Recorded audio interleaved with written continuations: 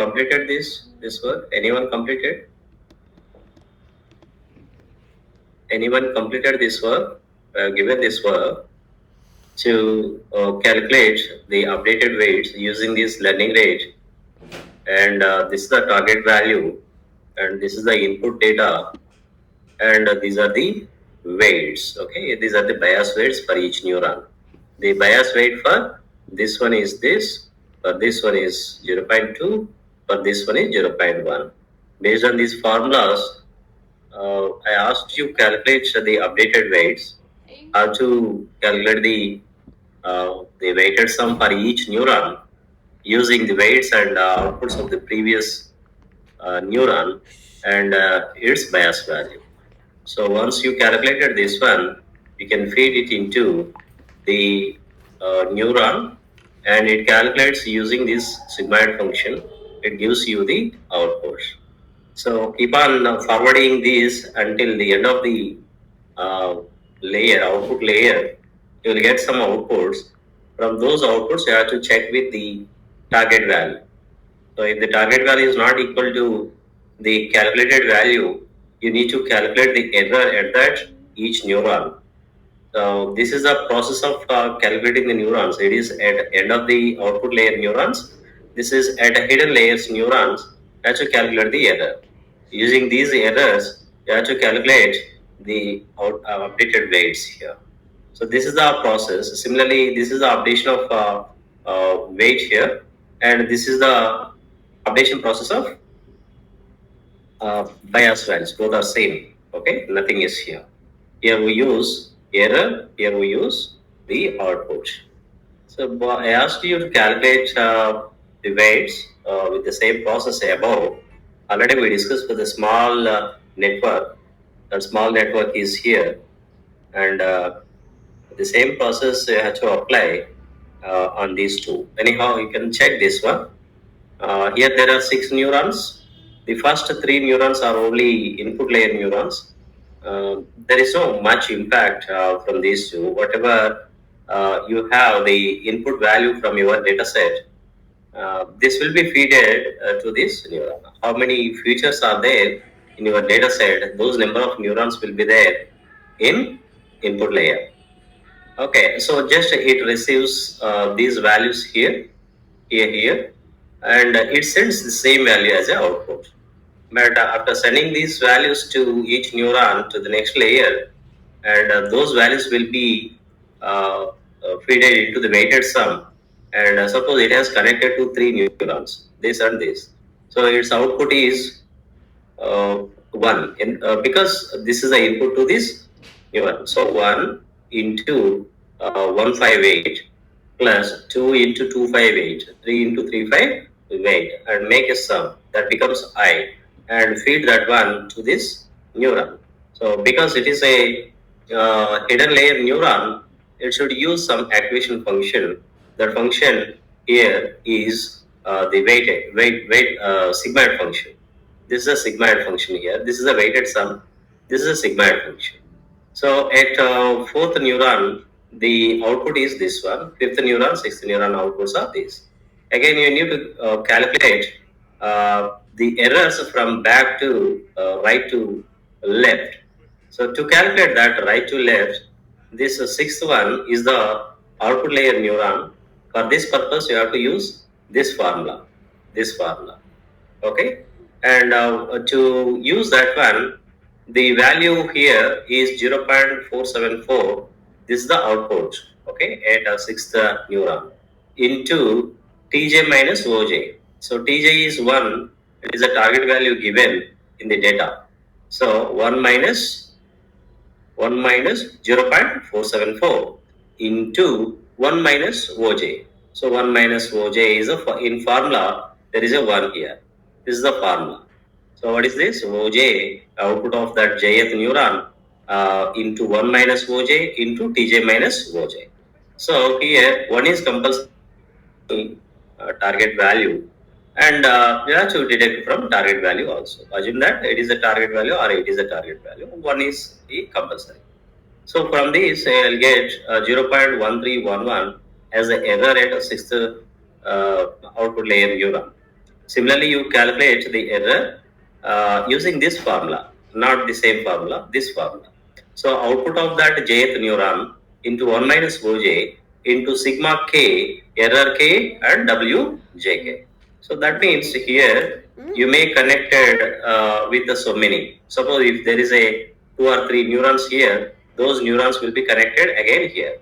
But here was only one connection is there. That's why it is simple like its output. Fifth output is this one. Fifth neuron output 0.525 into 1 minus Oj 0.525 into the error of the previous the next layer. That means output layer, whatever you have calculated this one, we use this one. If there are two connections, you have to check a sigma here. Only one neuron is there in output layer, the next layer to this.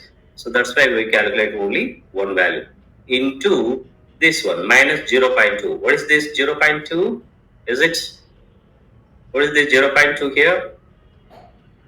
This one, WJK. What is the WJK?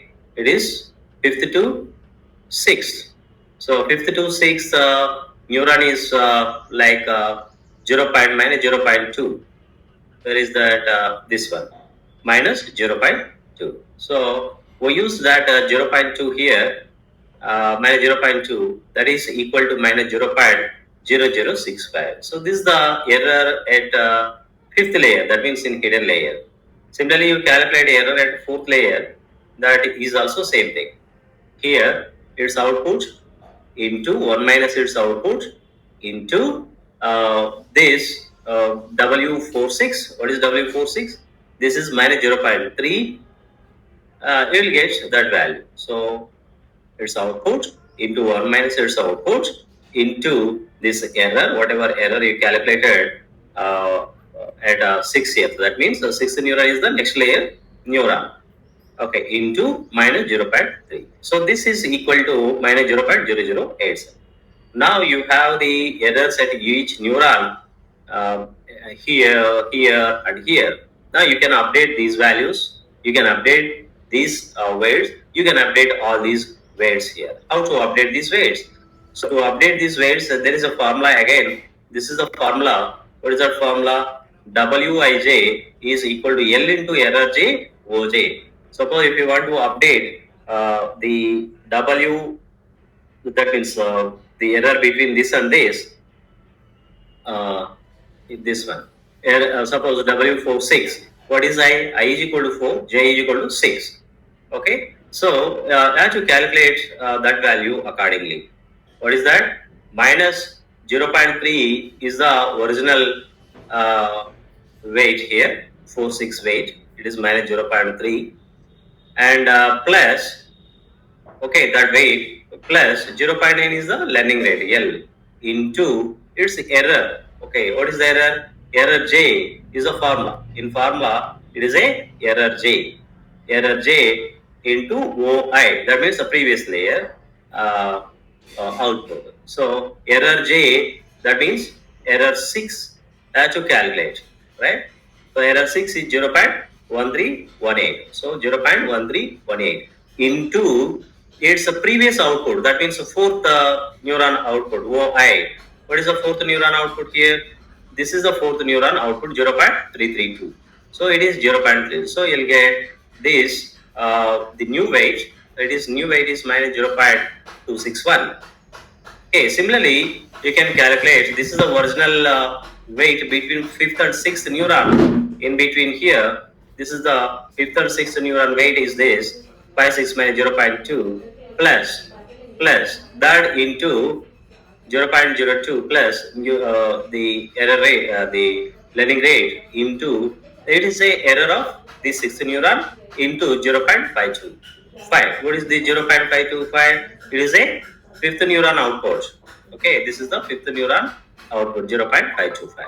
So from this, you can calculate this one. This is the new updated weight. Similarly, you have to calculate the previous weights also. Suppose 1,4 output.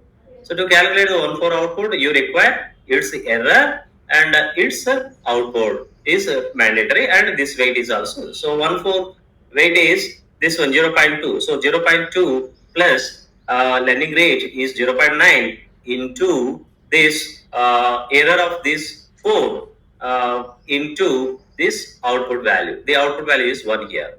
So you calculate that one. 0.2 plus 0.9 into minus 0.0087. What is this 0.0087? It is the error at fourth neuron. Okay, we calculated this one. Error at a fourth neuron. Okay, so fourth neuron into the output of the previous layer, that is connected with 1 in the previous layer. So its output is 1. We know that one. That one is similar like the dataset value. Okay, at a fourth neuron. So this is a 0.192. Now the previous weight is 0.2. Now the updated weight is 0.192 in this correction, 1 and 4 correction.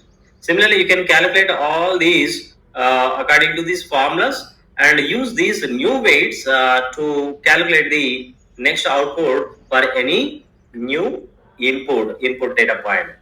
So that is the work of updating the weights. Okay. Similarly, you can apply now these logical competitions with the neurons and a gate, OR gate, or NOT gate. So these are all. This is the same thing here, and here AND gate. This is the OR gate. This is okay XOR. These type of gates you can use to prepare these neurons. You have to update the neurons for each type of the logic. Okay, anyhow, this is a revisited. This is a multi-layer perceptron, anyhow. So how to update the weights, already we have seen. This is the XOR gate. Okay, already we have discussed. So the XOR gate, for this XOR gate model, already we used one. It is a simple model. Okay, this is one model. And you can use another complicated model to get the updated weights in advance in a less number of weights. Whatever I use here is this one. This is the network I'm using for this. So the weights are this one. Okay, initial weights are this is anyhow. These are the bias neurons. So it needed to connect with the hidden neurons and output neurons. Okay, and these are the weights as usual. You can take as you wish. And they have given the learning rate also 0.05. So similar like the previous example, you have to update the weights. Okay. Now the multi-layer perceptron. In this multi-layer perceptron, actual DL starts with this one. Okay, MLP. So this MLP is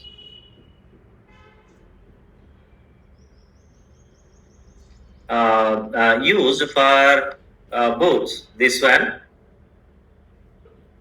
convolution neural networks and recurrent neural networks, and also without these convolutions and recurrent, directly you can use on structured data also. For that, directly you can use multi-layer perceptron. So the structure is same, the concept. When you don't use these convolution layers in any MLP, that is called just multi-layer perceptron used for structured data. When there are images or videos type of data set, you have to use CNN. That means the convolution layers you have to add in the MLP. And when there is a sequence, you have to add some the sequence based layers, RNN layers in this MLP. So that MLP becomes RNN here. When you use convolution layers here, that MLP becomes named as convolution neural network. So mostly you can use all these three. For structured, you can use this one, structured data, table data. For image data, you can use this one. For sequence data, you can use it. So they are often combinedly used for some situations, and that is a good advantage using all of these three for any application development. So sometimes some applications require all these three. Sometimes, suppose if you take the GenAI, in GenAI, you have to use all of them. Okay, MLPs you have to use, CNNs you have to use, RNNs you have to use it, right? So in MLP multi-layer perceptron, this is a structure here. This is a bias neuron uh, for each hidden layer to add it, and this is a input layer. So how many neurons here? M neurons are there because this is the last one. That means in your data set here, uh, the first attribute, second attribute, feature up to so on, M attributes will be there. M features will be there. So that's why we use these x1, x2 up to so on, xm input neurons for this input layer, and one bias neuron is there, and this corresponding weights also there. The weighted sum will be calculated based on this feeding of the data point from data set each. So the data point or instance size is now the vector of size m.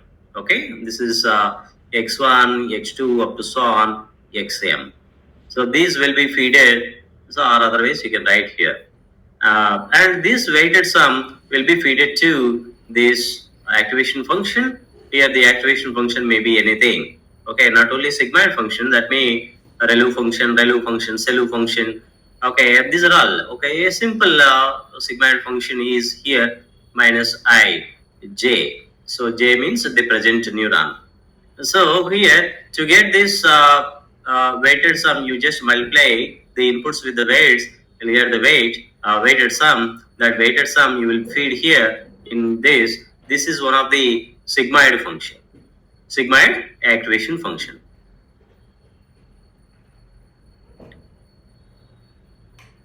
Okay, so from this you may get some output. This is only for one neuron, and there may be so many layers involved in this. So what is the differences between MLP, CNN, and RNN? So the MLP is a fully connected network, and MLPs are generally common in simple logic and linear regression problems, mainly used for structured data. And MLPs are not optimal for this processing sequential and multi-dimensional data patterns. And the sequential data input, you have to use these RNNs, okay, as we discussed the previous. And CNNs in the form of a 1D convolution is also used for networks with a sequential input data. If there is the convolutions layer with one by one convolution kernels, that is generally treated as RNN. Okay, for sequential you can use this one, and these RNNs already we discussed. For sequential we use. So this is the procedure. If the data you treated here, this is the data set. Assume that it is a 3 by 3 data set, 3 rows and 3 columns. So here, when you treat this one as a structured data, you have to use this one MLP.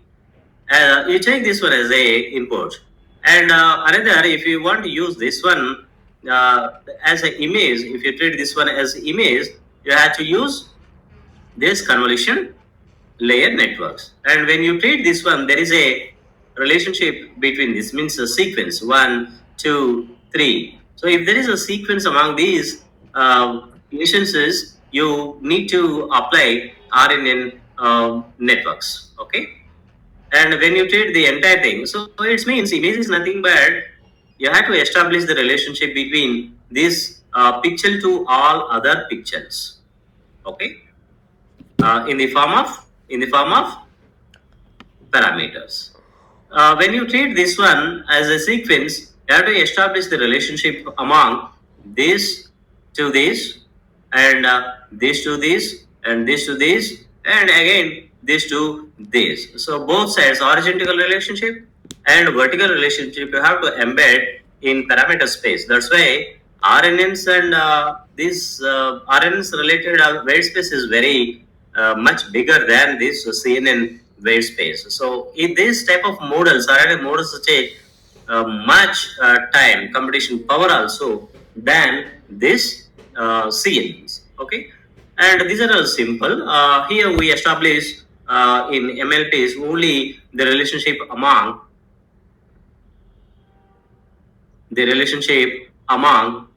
this feature to feature with the output values corresponding output. This is a procedure you can apply on different types of data sets using all this. So this is the MLP. How many layers are there here? Hidden layers, anyone? I need answer. I'll ask you one by one. Just by looking this network, you can say this. How many hidden layers are there? Anyhow, in any neural network, there will be only one input layer, one output layer. But in between, there may be so many hidden layers. You just tell me how many hidden layers are there in this.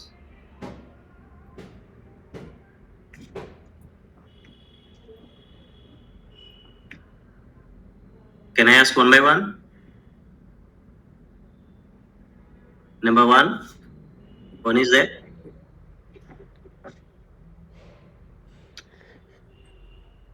How many hidden layers are there in this?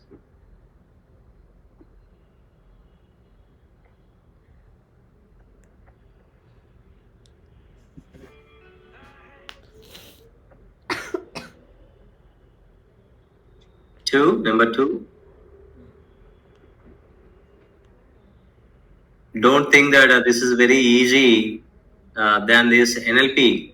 Deal is very complicated. You have to follow all of these things. Otherwise, you can't proceed. You can't write anything. Single line also. Who is number two? Is there? Number three? Number four? Three. How many hidden layers are in this? Just observe this. 2 layers. Two, sir. Only two? No. There is a dots are there, right? That means so on. 256. Number four? Sir, number four only, sir. Okay. Who is three? Number three? Sindhu is not there. Sir, they are waiting in lobby.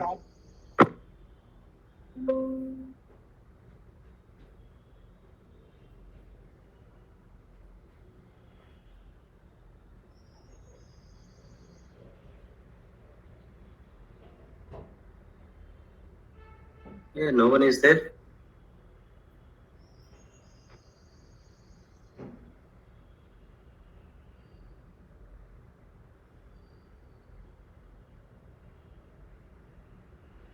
Yeah, tell me, how many hidden neurons are there? Hidden layers.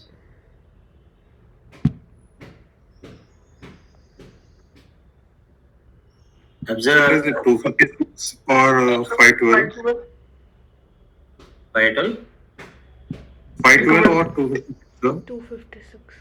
256 hidden layers are there. Okay, because here they said clearly these are 256. This is a output layer. This is a input layer, right? So here, just we have seen in the previous network as with one hidden layer, but here there are 256. This is not 256. Okay, here this is the number of neurons because both they use 256, right? This is the number of neurons used in this layer, in this layer. So what we require? We require this. How many are there? So here has not given this, and the in output layer, how many neurons are there? 10 neurons are there. This means what is the problem? It is the problem of this network is 10 class problem, classification problem, right? What is the input structure of your data set? How many attributes are there in your data set? Anyone? How many attributes are there in your data set? 7. Good. So in this data set, there are 7. So first one, A1, A2, up to so on, 7 here, 784 or 784 or 764? 84, sir. 784. So this is the last feature in your data set along with the output data. This output data here is with how many repeated number of labels? 10 labels, because they used 10 neurons in this. That's why there may be 10 classes here, 10 labels in this entire data set, repeated 10 values. So that's why this is okay. Now you know the input size of the layer, this one, this layer size always equivalent to the size of this up to the before output layer. That means how many attributes are there, those number of neurons you have to use in input layer, right? And how many unique values repeated in this target data, target column, those number of neurons will be here. All have understood this? Sir, could you repeat it once again? So this is the size. Suppose it is a data set, right? In this data set, how many attributes are there? X1, that means A1, A2 up to so on. 784 you told. So 784. So this length always should be equal to the length of this input layer. Okay, input layer neurons. How many? 1, 2, 3 up to so on. So this value, first suppose if you take the first record, this value goes to this one, and the second value in the first record, this value, it is a second attribute value. This goes to second, this one up to so on. The last one here, the last value 784 attribute value will feed to this one. So always this length, okay, the length of this one is always must be equal to the length of your record. Okay, got it?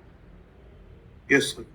Now this output layer, we use 10. Why 10 means there are 10 neurons used. Y1 here, Y1, Y2 up to so on, Y10. That means in your data set there are 10 values repeated. Any number, suppose 1 lakh records are there. In 1 lakh records, the values are here in the output column. Only 10 values are repeated. Suppose a binary class, if I use only 2 neurons in your output layer, that means here in this data set, there are only 2 values repeated. Yes or no, 0, 1, okay, true or false, like this, binary. If it is a 2 values, I have to use only 2 neurons in this. If there are 10 values, I have to use 10 neurons in this output layer. This is the connection between this network to this data set. Understood? All of you? Yes, sir. Good. Now go to this one. So in between this input layer and output layer, you can use any number of layers. Okay, assume that this is the size. This is the number of neurons used in each layer, hidden layer. We call them these as hidden layers, right? That's why we call it as the deep learning. So in hidden layers, the number of neurons used here is 256 fixed. Now, how many layers you use here? Suppose here only 2 hidden layers you use, assume it. Only 2 use. Not only 2, you can use so many number of hidden layers, that is based on your wish. So actual the click of that means success of your network prediction depends on this number of hidden layers and number of neurons used and the number of activation functions used. These are all the important thing in this network building. Hello, Nana.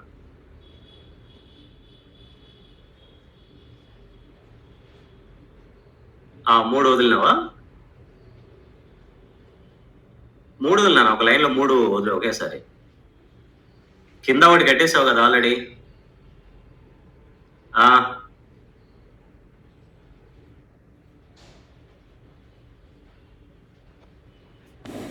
అయిపోద్ది అప్పటికి ఇంకా. ఈసారి నుంచి ఇట్లా line కట్టుకో, ఈ line ఆ line అట్లా. ఓకే, అంతే. ఒక అర్ధ గంట 40 నిమిషాలు, గంట అంతే ఉంచేసి వెళ్ళిపోంగా. రేపైనా వాళ్ళు వస్తానంటేనే రా, లేకపోతే రాగాకు. ఈ పైపులు అవి అక్కడే ఉన్నాయా? అదే పైపులు అవన్నీ ఉన్నాయి కదా. సరే, నేను వాడు గుర్తు చేస్తాను నేను Ashok.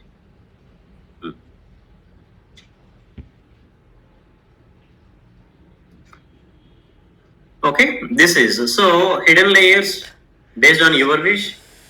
In hidden layer, number of neurons also depends on your wish, but the input layer neurons are fixed, which is equivalent to the number of attributes used in your data set, and the number of neurons at the output layer depends on the number of classes used in your data set. Suppose it is a regression problem, there is no need of all these number of neurons. Only one neuron is enough at output layer. Remember that. Okay. When it is a classification problem, you should check how many unique values are there in my target column. Those number of neurons you have to fit here. Okay. All of you understood this? Yes or no? Please respond. So for recursion only we need to use one, and for classification we need to use however many unique we need, right? Unique values are there in your data set. Those number of neurons you have to fit there. Okay. Right. Now, about the activation function, where we use these activation functions. Here in input layer, that is, in input layer, here there is no need of no activation function. Okay. After that, from hidden layer to output layer, you have to use activation functions. How do you use activation functions? Here is a matter again. In hidden layers, suppose if you take this first hidden layer, you may use, suppose, ReLU. If you use the ReLU in this neuron, you have to use all the ReLU functions in this, all the neurons in this hidden layer. Suppose in the second hidden neuron, suppose if I use a CELU function, activation function, use all neurons should use the same CELU function. Now this is okay. Any activation function you can use in hidden layer neurons. That is as you wish. So this is the experimentation, like physics experiment, a chemical experiment. You just change the values, how you get the predicted value. You check it. If the error is big, again you can change the number of neurons, number of layers, hidden layers. Everything you can change on your hand. But when you go to this one, okay, output layer. Okay, this output layer, in this output layer, the activation function is fixed. What type of activation function you have to use it? Okay, when it is a binary class, okay, binary class, how do you decide? When you have only two values in your data set, you should use only the sigmoid function. Here, the sigmoid function. Okay. Suppose if you have more number of classes in your data set, then you should use softmax activation function.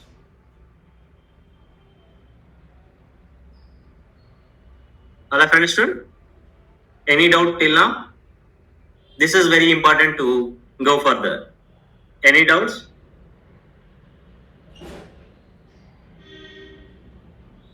Yes or no?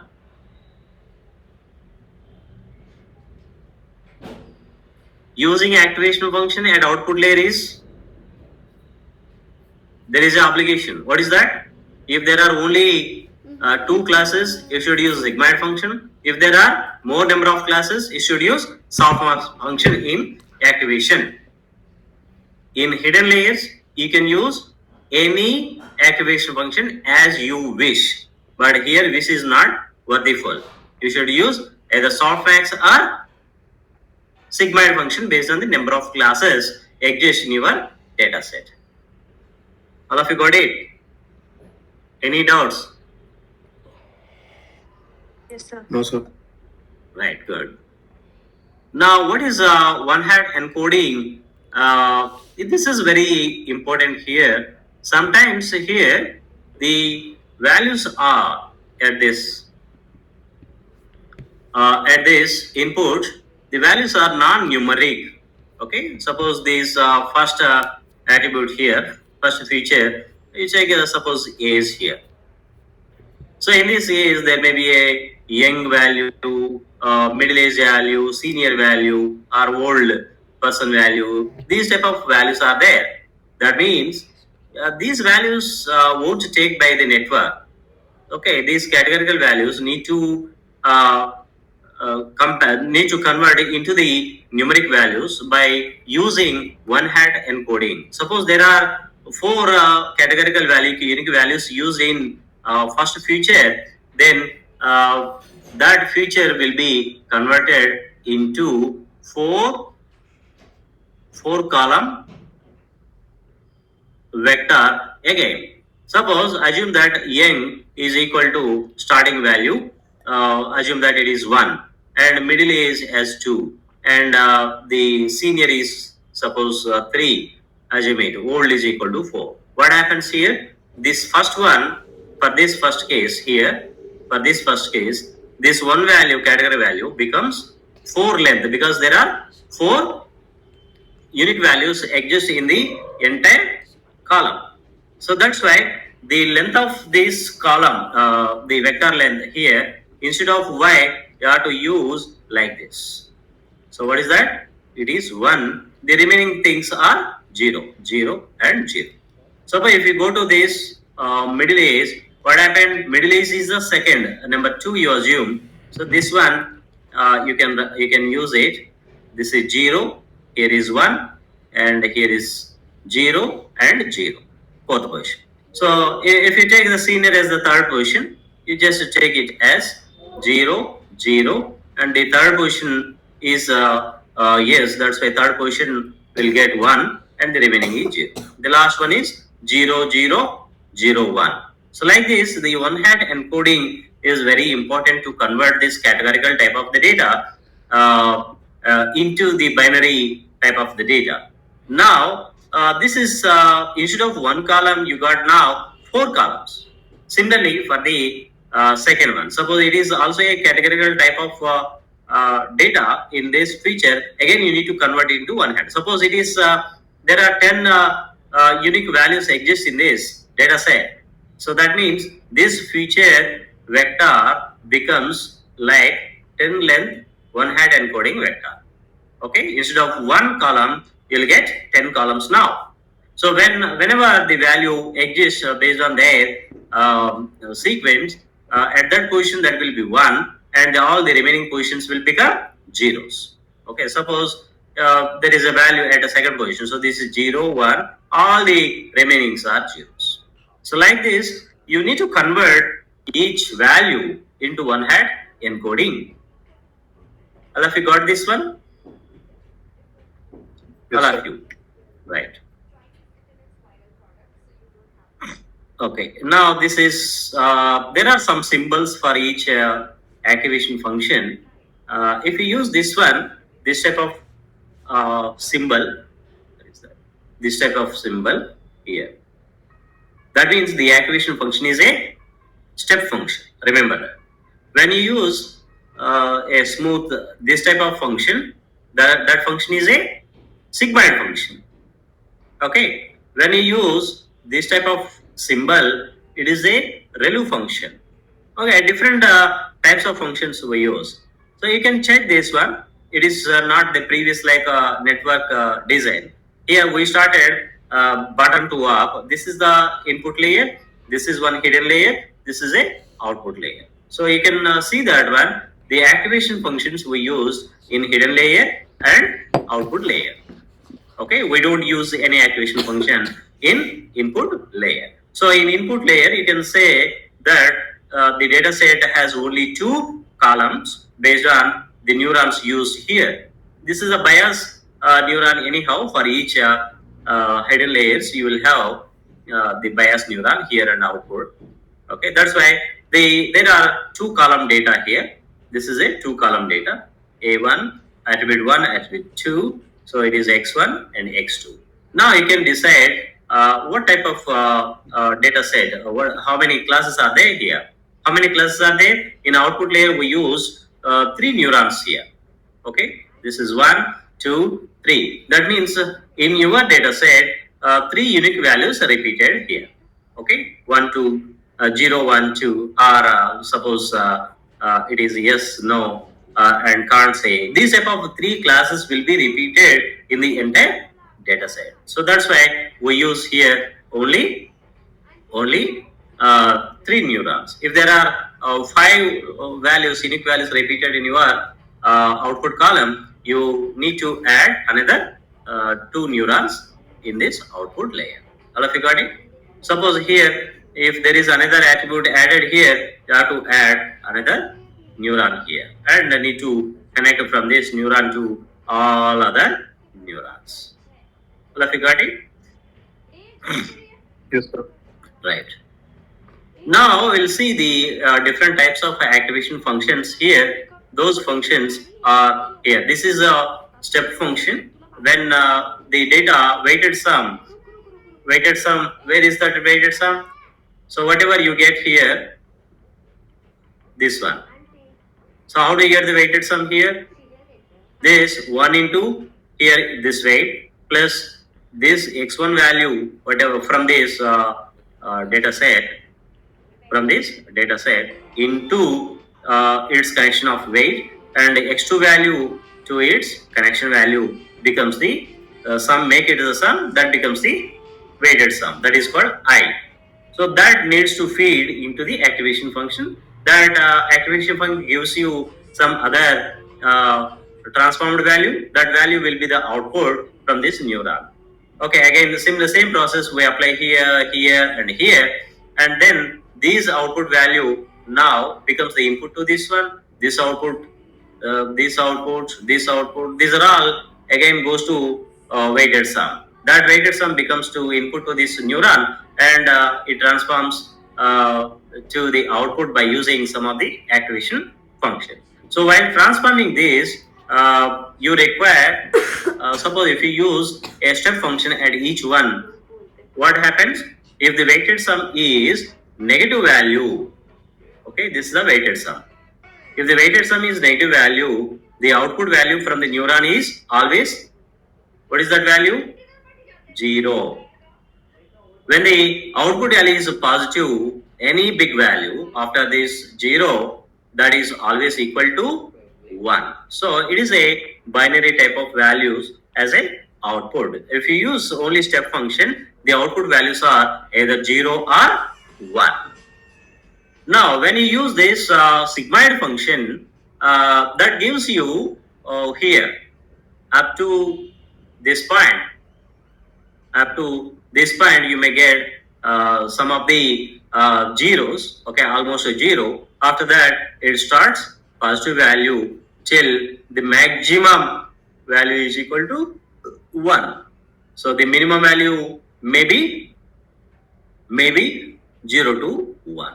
Okay, that means it is not either 0 or 1. Okay, it is from 0 to 1. So that's why it is a smooth curve. In the previous case, either 0 or 1 will be the output. But in this case, the output values at each neuron may vary from 0 to 1. So that may be 0.2, 0.1, 0.6, 0. Anything in between this. But in the previous case, you will get only either 0 or 1 in this step function. Okay. So that values, the output values depends on what? The output values depends on the weighted sum. Okay. What is that weighted sum? This ij is equal to sigma wij of xi. So this is the weighted sum, whatever you calculated in the previous network. Okay. So this is some of the activation function. It is a tan h. This tan h takes the values, even the outputs you may get as negatives also. Remember that. It is a negative. This is a negative.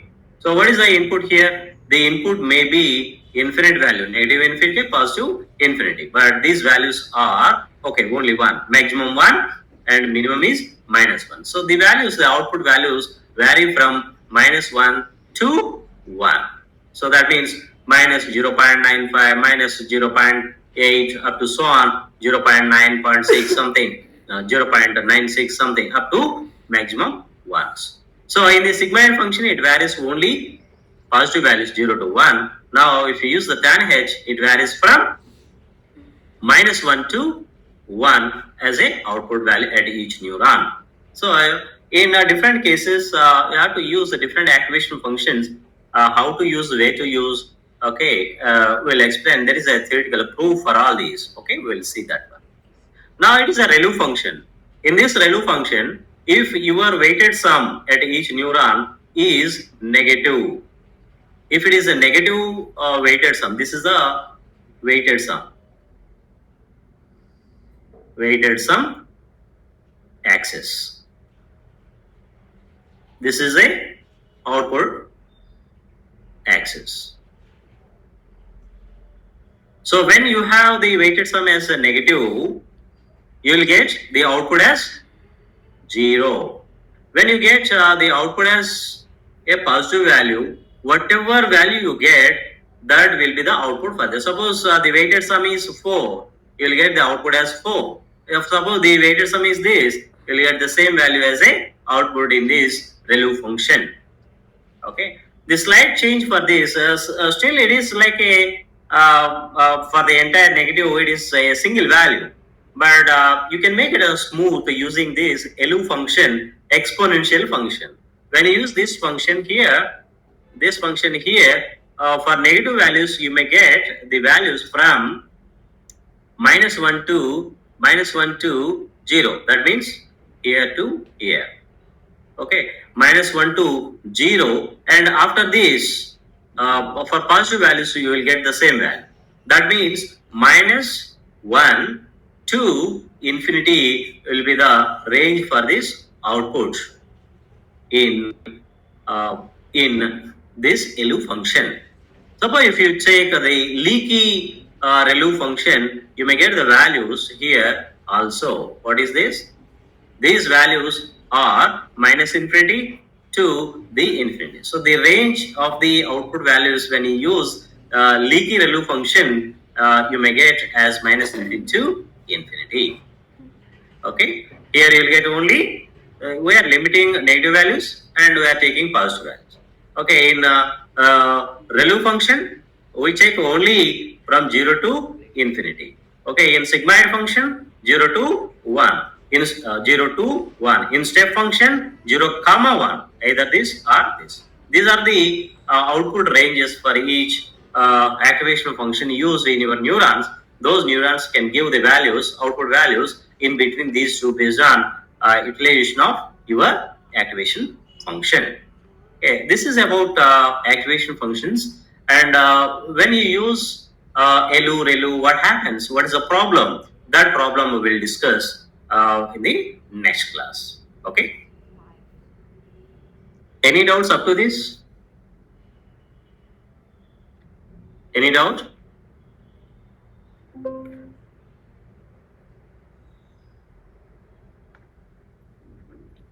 So I'm checking the attendance here. The absentees are number 1,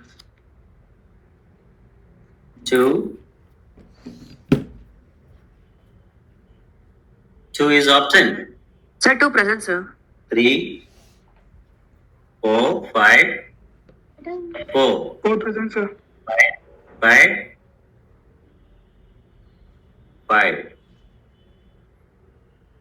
Okay, he connected and left this. 6. 6 present, sir. 7. 7. 5 present, sir. 8. Present, sir. 9. Present, sir. 11.